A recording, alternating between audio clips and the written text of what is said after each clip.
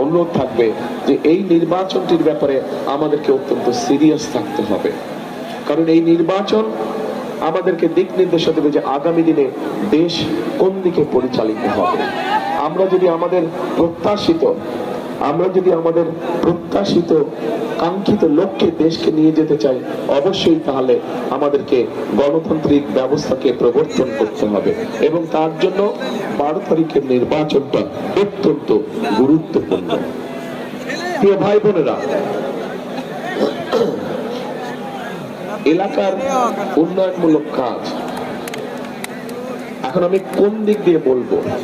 এর আগে যখন আমরা কাজগুলো করেছি তখন এখানে এমপি হিসেবে ছিলেন আম্মা অর্থাৎ দেশনেত্রী বেগম খালেদা জিয়া, উনি এমপি হিসেবে ছিলেন। আজকে উনি আমাদের মাঝে নেই।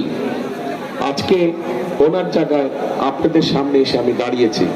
এখন আপনাদের সন্তান হিসেবে আমি এই কথা বলবো নাকি প্রার্থী হিসেবে বলবো, সেটাও একটা মুশকিলের ব্যাপার। হ্যাঁ, এলাকার সন্তান হিসেবে ঠিক আছে, হ্যাঁ ওই তো ভাই হিসাবে, এলাকার সন্তান হিসাবে, তাই তো?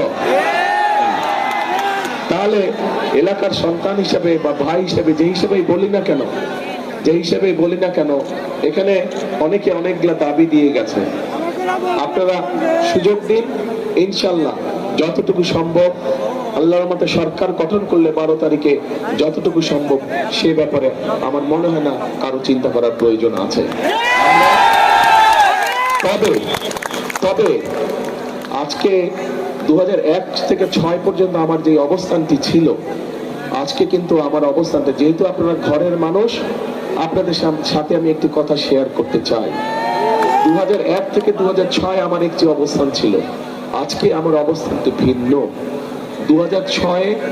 1 থেকে 6 পর্যন্ত আমি বগুড়াকে যেভাবে দেখতাম, সামনের দিনে ইনশাল্লাহ অবশ্যই সেভাবে দেখব। তবে এই যে একটু আগে একটা কথা বলেছেন, একজন প্রার্থী আমাদের বলেছেন যে গত 15 বছর ধরে বগুড়া বঞ্চিত ছিল, একটি কথা একজন বলেছেন। প্রিয় ভাই বোনেরা, বগুড়াই শুধু বঞ্চিত ছিল না গত 15 বছর ধরে।